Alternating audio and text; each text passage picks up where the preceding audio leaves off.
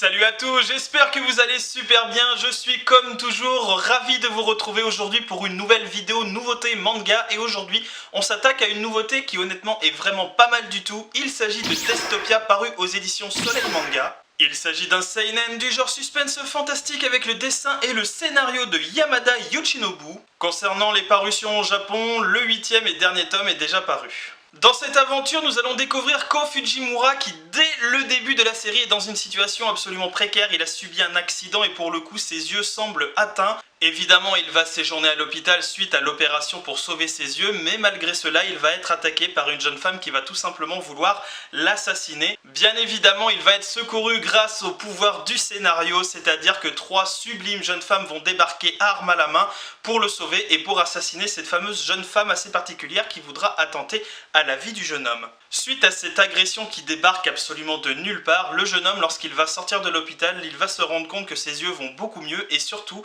il va se découvrir que certains personnages ont un visage masqué, flouté et pour cela, eh bien, il va se poser énormément de questions. Bien entendu, ce fameux visage flouté qui apparaît sur certaines personnes totalement au hasard dans la rue, eh bien, cache de lourds secrets qui sont pour le moins assez funestes.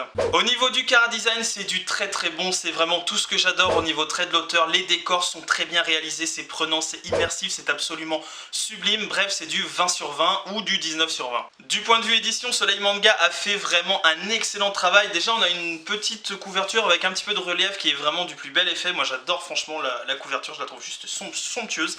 Et à l'intérieur, nous avons 2 doubles pages en papier glacé qui nous mettent d'entrée de jeu dans l'ambiance un petit peu particulière de ce manga. Bref, c'est du 20 sur 20, c'est excellent. Personnellement, je dois bien vous dire que j'ai été totalement intrigué par ce titre à cause de l'accro-manga. Donc Amandine, si tu passes par là, c'est de ta faute.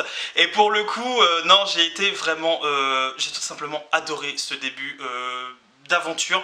C'est assez sombre, c'est limite gore sur certains moments. Alors évidemment, c'est une lecture à ne pas mettre entre toutes les mains. Pourquoi? Parce qu'il y a du sang, il y a du meurtre, c'est vraiment sanglant. Et pour le coup, on est dans un, je dirais, dans un manga un petit peu thriller où il peut se passer n'importe quoi. Nous avons des tueurs en série abominables quand même, qu'on va découvrir dès le début de la série.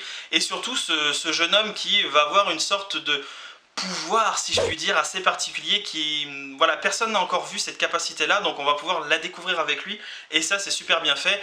Ajoutez à cela, évidemment, 3 filles de rêve qui ont beaucoup de charisme, qui ont beaucoup de classe, honnêtement, elles sont super stylées.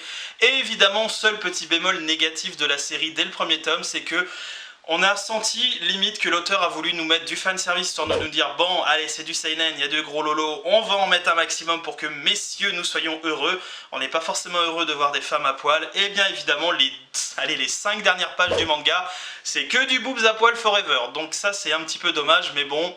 Voilà, ça nous indique évidemment que la série, eh ben, ce sera peut-être violence, gore et pourquoi pas sexe, on verra. Mais pour le coup, c'est un premier tome que j'ai trouvé extrêmement bien, qui se lance parfaitement. La série vraiment débute très fort. Il y a du mystère.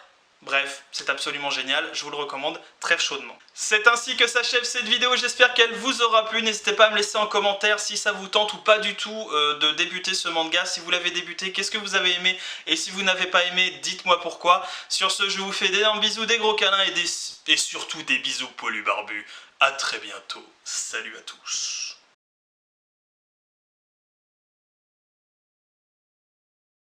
闇に込む